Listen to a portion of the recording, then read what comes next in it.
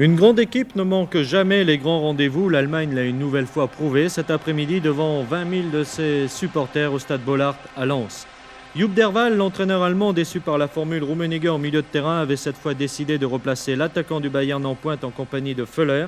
Alof se servant de relais entre les deux attaquants et un milieu de terrain travailleur, Brehme, Meyer, Matthaus. À défaut de génie, cette tactique permettait aux Allemands d'exercer un pressing constant. Récompense de cet effort permanent à la 25e minute. Premier centre d'Alofs. Les Roumains se dégagent mal. Meyer récupère le ballon sur l'aile gauche, dribble Rednik et trouve la tête de Föhler qui reprend juste avant la sortie de Lung. 1-0 pour l'Allemagne. Déstabilisée par le premier centre, la défense centrale roumaine n'a pas eu le temps de se replacer comme le montre le ralenti. Et Föhler évite l'interception de Lung. Impressionnés par ce pressing, les Roumains subissent le jeu et se montrent incapables d'inquiéter Schumacher. Sur une rapide contre-attaque juste avant la mi-temps, Alofs se crée à nouveau une brèche dans la défense roumaine, tir de 25 mètres que Lung détourne. Le gardien roumain évite le chaos à son équipe. Seule tactique pour les Roumains, jouer plus vite, mais c'est difficile. En défense, les Allemands ont tissé une toile d'araignée. Pourtant, les Roumains égalisent dès la remise en jeu. Les Allemands n'ont pas eu le temps de se replacer. Bölöni ouvre pour Korach, qui s'ouvre la voie du but. Schumacher est battu. On joue depuis 30 secondes seulement dans cette deuxième période. Le ralenti met en exergue la présence d'esprit de Klein, qui laisse filer la balle. Matthaus est pris à contre-pied. Et Korach s'ouvre la voie du but. Pour les Allemands, tout est à refaire.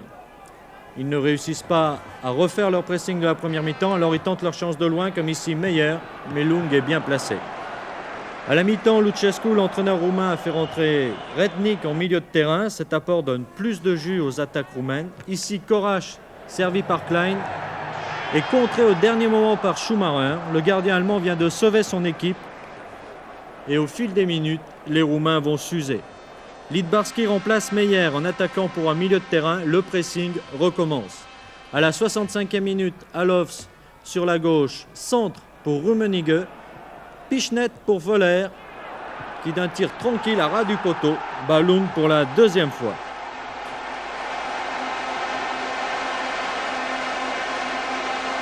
En marquant 2 buts, Föhler prouve que l'Allemagne a retrouvé un grand avant-centre et son efficacité offensive. À 2-1, l'Allemagne est dans son élément, elle ne procède plus que par contre-attaque, une tactique qui lui va fort bien. Rummenigge, ici, manque de peu un 3e but à un quart d'heure de la fin. Les Roumains s'enferment dans la défense allemande. Le salut ne peut venir que d'un tir de loin. Zare a tenté sa chance à 5 minutes de la fin. Et à 1 minute du coup de sifflet final, Bölöni se trouve en bonne position. Un tir que Schumacher détourne de justesse en corner. Il sauve le gain du match et offre une option pour la qualification pour les demi-finales à son équipe. Pour les Roumains, rien n'est définitivement perdu, mais face au Rapide portugais, cette équipe risque une nouvelle fois d'être victime de sa lenteur.